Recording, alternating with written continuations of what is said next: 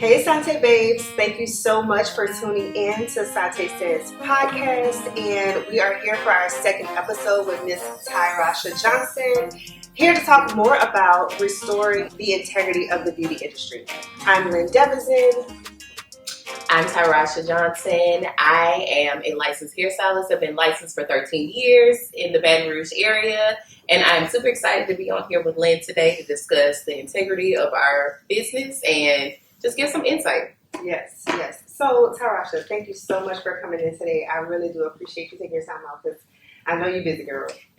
So this has been something that we have talked about, back and forth, doing for a while now, and you helped bring a lot of important points, to this topic, and I just really want to get your point of view, how you feel about it, some possible solutions you think we could offer to the consumers, to just kind of arm them, and empower them with that ability to be able to discern who's professional, who's not. Because when you talk about integrity, that's what that kind of means to me. Yeah. What do you think? Yeah, so as far as integrity goes, like what you were saying, then I'm thinking as far as like your moral compass, being consistent, being dependable, just all of those things that fall under the trust umbrella. Yes. When it comes to the beauty industry, Right. Sure. like being consistent with your pricing. Unless you've given some type of heads up to your clients, your prices across the board are pretty much the same. If they book at a certain time, they know that they can depend on you to be there. Yeah. Things like that. So That's good. That's a really good point about consistency and pricing. I think, too, that a lot of times the consumers don't realize that their length and density may be different from their friend who came. So if their friend who came before paid $100 for their service and then they had to turn around and pay $120, they're comparing it thinking that it's inconsistent pricing, when really it's because your hair is different, you know, and maybe even the service that we're providing is different. But length and density does typically add that extra time onto a service. And, time is money. And so it's like, if it's going to cost me more time to do it, then I have to really go to the point where I have to assess for that time, not necessarily like the overall service of what I'm doing, but how long it's going to take me to do it based on, the condition of your hair. Yeah. Now there's a base price, but I feel like there should also be like that range where people will know like this is within a price range.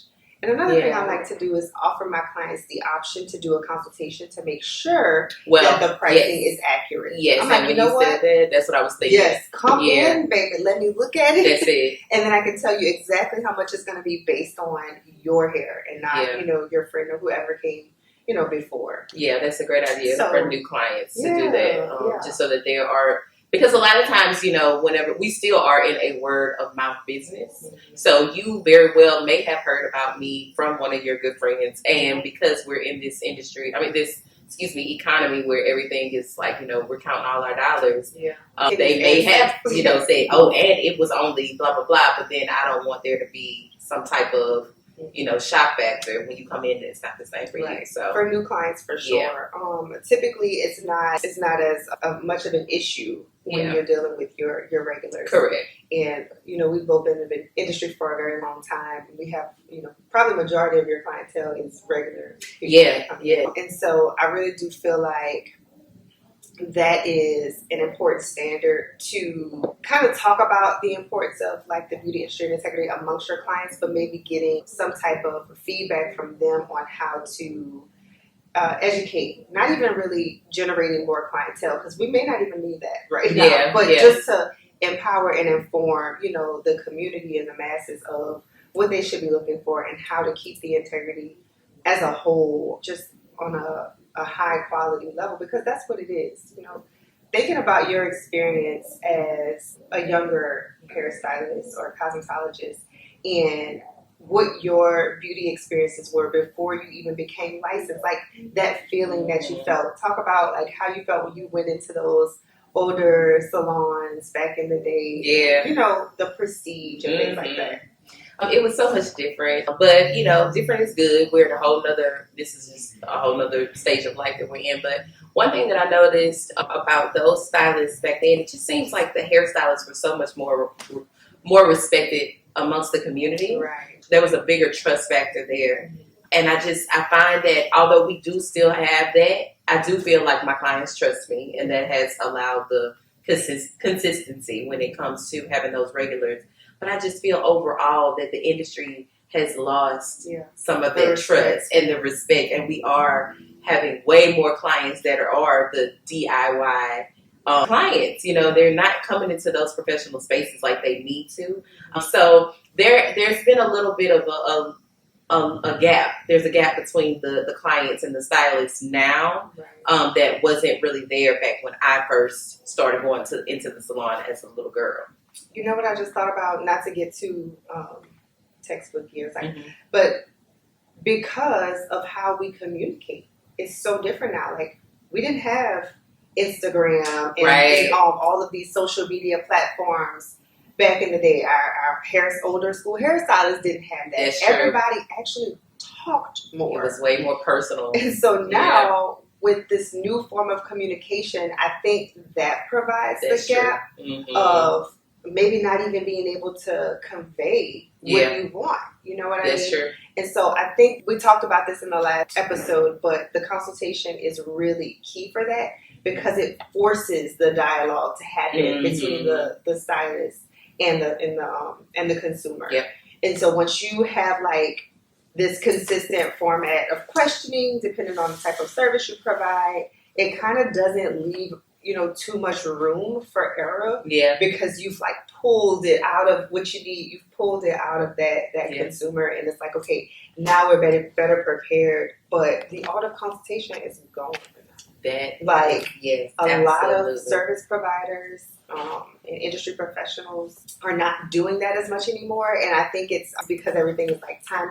That's going to take more time. Yep.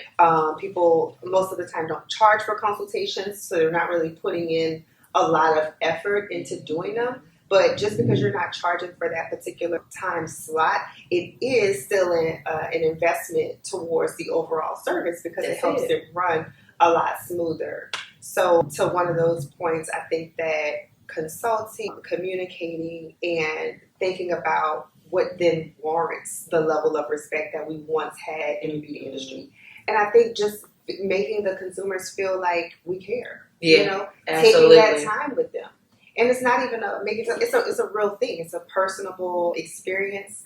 Most of the time, people in our profession, we do care about people. We love what we do. It's not just about, me executing this bomb hairstyle that I like to do because it's hair. It's also how we make the people feel. Yes.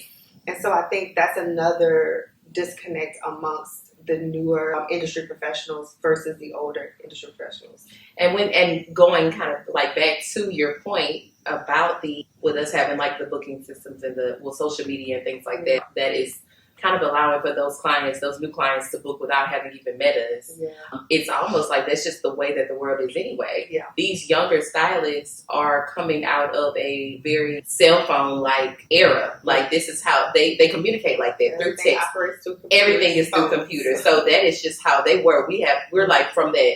We're in that good spot where we have a little bit of all of it, so. Yeah. I was just going to say that. I was like, we're at an advantage at our age that we're not going to reveal. But we're definitely at an advantage because we're not too old, but we're not too young either. But we don't understand. I can do it both ways. And that's why I feel like we have such a sense of responsibility to do things like this. Yeah. Right? Yeah. To then inform the younger people.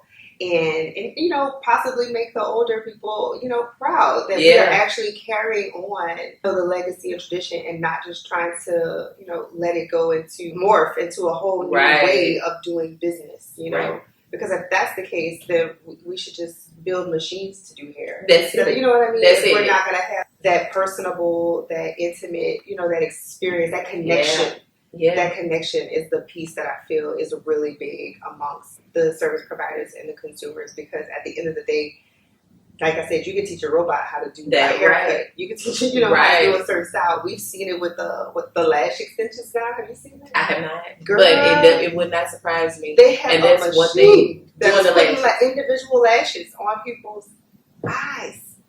So yeah. And I don't want a robot on my eyes. I don't want a robot. But I mean, really, That is one thing that I have been so grateful for, watching us go into this techie world, which I love. Yeah. But one thing I have been able to just, I'm like, a robot is not going to be able to do these clients' hair. Oh. And even if, for whatever reason, this robot can get wet and shampoo these clients' hair, they're still not going to have that emotional piece. Like, hey, girl, so how, when my clients come back to me, it's like, so how was their wedding? Right. Was it nice? Like, and or just whatever. And I've watched so many people like look back like, you remember what I was talking about the last, the last service? And I mean, these are the things that make people want to continue to have that relationship with you. It cultivates a sense of humanity, absolutely, community. It gives people an outlet outside of themselves in technology where we really do connect on a human level. Yeah, that's what that's what it is. That's what it's supposed to be. And so we're trying to get that back, honey. Yeah. Do you have any other ideas or suggestions that, in any part of it, it doesn't have to just be about what we're talking about, but anything else that you can think of that would help start to restore the professionalism or the integrity of the professional beauty industry? I think getting back to more like classes. And I think COVID had a lot to do with it. We got away from that continued education as much as it was happening. Like, even, we have to go outside of the state a lot of times to get that education. But I remember times when Design Essentials had classes that were local. Yeah, and then it's like you're connecting with other hairstylists. And a lot of these younger stylists don't have those mentors that we once had that can tell us, like, hey, this is how this goes. Or just call to be able to get regular sound advice. Yeah. I think that just getting back in the communities would help with it. But I think you have to be proactive about it. We sought that out. Yeah. I don't know if it's being sought out like That's it true. Once was. That's true. And then if you're like, me, I'm over here teaching a class, that really isn't appealing. They don't want it then. It has to be almost like hard to get into. Yeah. For them to then covet a spot or a seat in this class. And I'm like, to your detriment, if it's, free or whatever, they don't want it if it's too accessible. And I'm not just talking about hairstylists or anything. I'm talking about just consumers in general. Yeah. With everything in marketing and purchasing and advertising and all that. It's like you have to kind of play the game of making it so exclusive that then that will, incite participation for those types of things. But I can tell you, like, I've seen so much in terms of new extension techniques in hair care and smoothing methods and, curl cutting classes and curl enhancement and all of these different things that are out there but are really not being utilized as much as you think, And so I think that maybe having like those larger corporations start to come in like they used to. They would come to whatever professional hair beauty supply and teach a class in the back of the beauty supply. I don't think they really do that anymore. No. I haven't heard of anything happening like that. If so, and you're watching this, please let us know where we can find that and then spread that information to other people. It was mentioned too before about the development of more of the business aspects in the beauty schools. Yeah. And I played a little devil's advocate with that because I was like, we're only in school typically 12 months. And most people who are going to school don't have any prior experience or knowledge with anything in the hair or beauty industry. Yeah. And do we really have the time for that? Or is that would you consider that an advanced level of training once you master the basics? Or do you think a component of that should be incorporated in schools as well? I think so, because you need it. When you get out of school, you're going to need these things. So why not start opening up their eyes to these things while in school? I had the advantage of working at a hair salon before I even went to school. So I was able to see how it ran, see what clients valued, X, Y, Z. But the reality is, like you said, most people don't. And if you're not learning those components in school, you're getting out and you're just left to figure it out. You have to be ambitious enough to want to know. Or you just don't implement that into your business. And then now we have this ongoing lack. It starts at the school. I think that's a good, but then adding on some time. or yeah, extending the program for those who maybe are 1,700 hours. I don't, That's a really good idea. Yeah. Thank you so much for tuning into our channel, Lynn Devas and Lifestyle. I wanted to just pop in and tell you a little bit about Sante Salons, which is owned by me, Lynn Devazin. We're located here in the Baton Rouge area, and we specialize in all natural hair care services, particularly smoothing hair care, luxury extensions like sew-ins, K-tips, eye tips, every version of a luxury extensions, Brazilian knots, all those things. If you want to learn more, please visit our website, santesalons.com. We also offer business consultations for other businesses that want to learn more about providing hair care services and education. We also have a YouTube channel coming, All Things Sante, so be sure to be on the lookout for that. And we'll be having a host of things like from educational to demonstrations and pretty much all things Sante. So thank you so much for watching.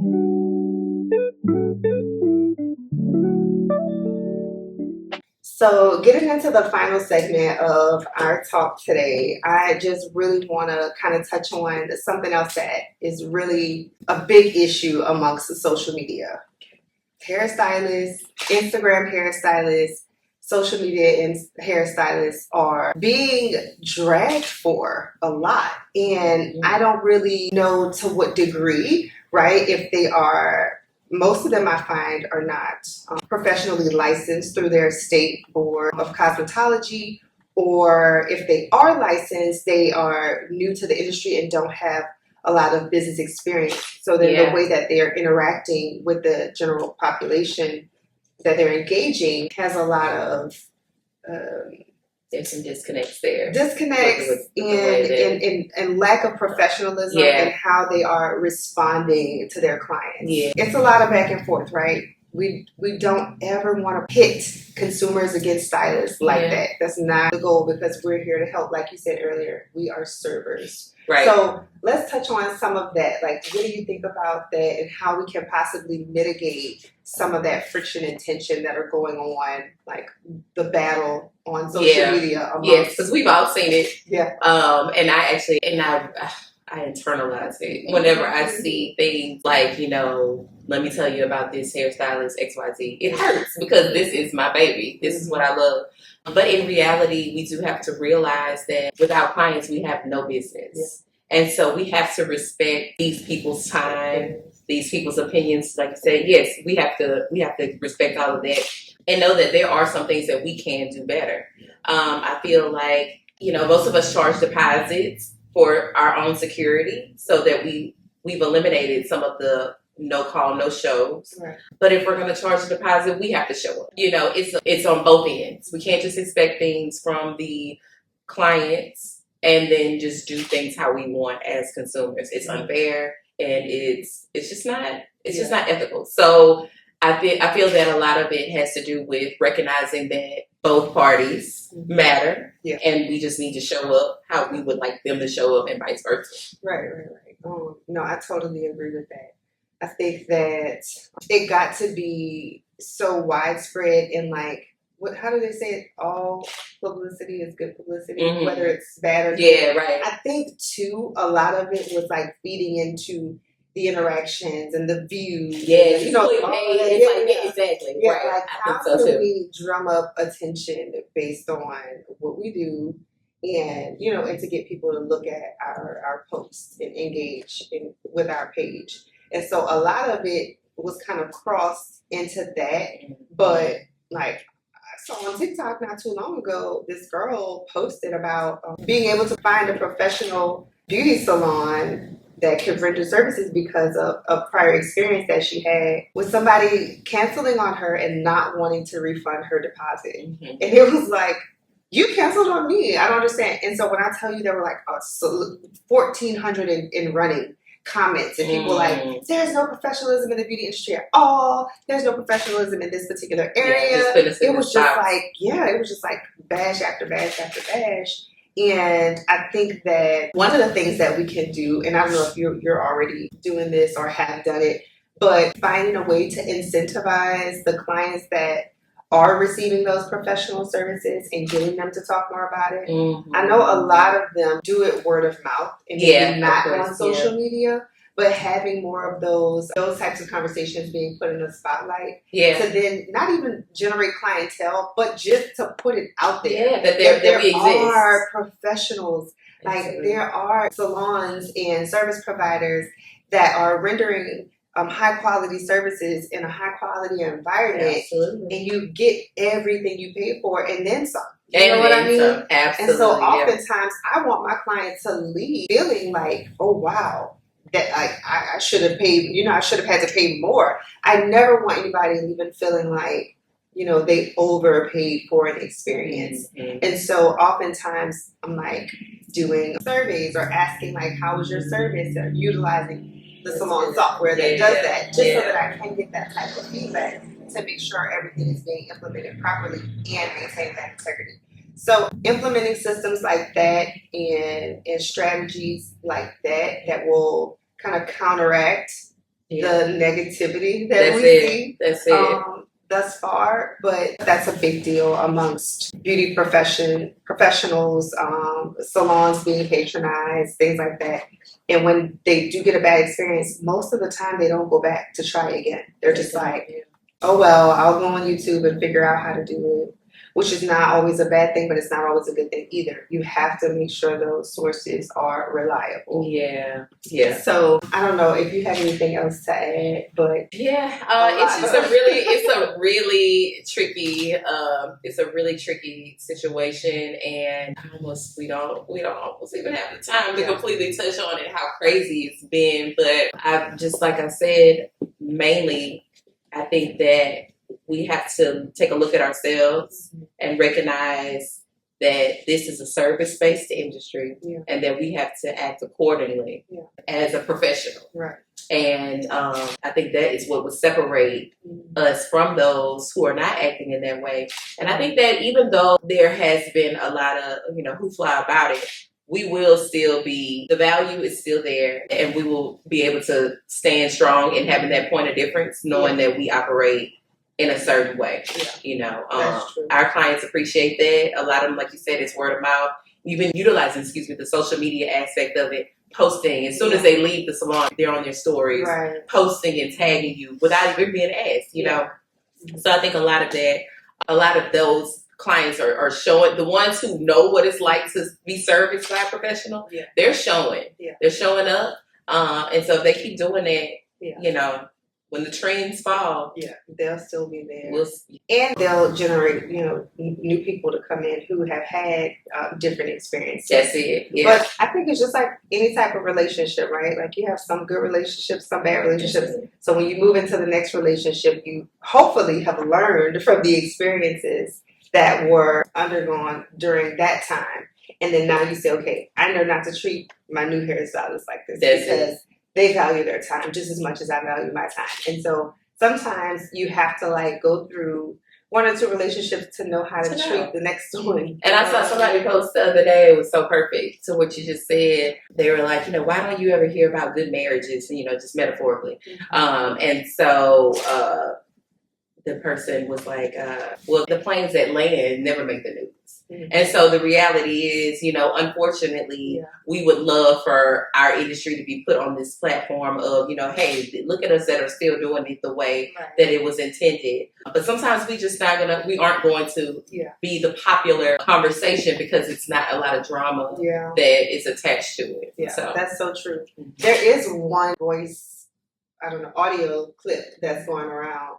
Like, baby, I just need me an old school hair. I seen it. And I just love that because I was like, okay, this person. I love it. Girl, I'm not pulling out no more sales, but I feel them. I'm definitely not pulling out more sales. I feel them, though. But, it's the sacrifice, right? Like, who has skin in the game? Yeah. And I think a lot of newcomers to the industry don't know what it is to have skin in the game. Yeah. They feel like people come a dime a dozen. They don't value, clientele. They don't value. We're in a very superficial world where, where I feel like a lot of people like this overnight success. Like, I love that these social media influencers can wake up and boom, have gone viral, and now their world has been turned completely around. I love it. But that is just not obtainable for most. Yeah. And so we can't 1%. be focusing on that. Yeah. So, that's definitely a part of the problem too. Yeah. I think we can just keep on, like you said, we can keep this conversation going forever,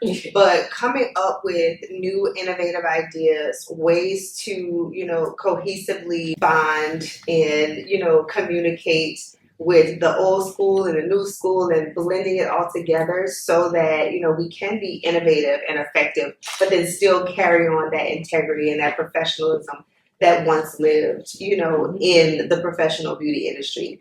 And like I said, it's few and far in between that are being recognized, but we are here, we are doing it, and we are loving what we do and the people that we help.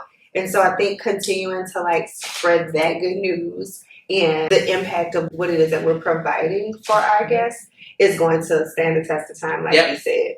So I'm excited. I think this is going to be a great show. People are going to love. I'm glad that you've done this. Yes. I really appreciate it. Thank you so much for participating. Of course. When I tell you, it's just, and I'm glad that we have so many local people that are able to contribute to this conversation and that are passionate about. Because although we're really busy, I have talked to a few people in mind in the area that can come and sit down, and I'm like, this is great. So whatever we can get local, maybe have to fly out or fly in, something like that. But keeping the conversation going is very important, and this is one of the things that God put on my heart to leave as a legacy in the beauty industry before I retire.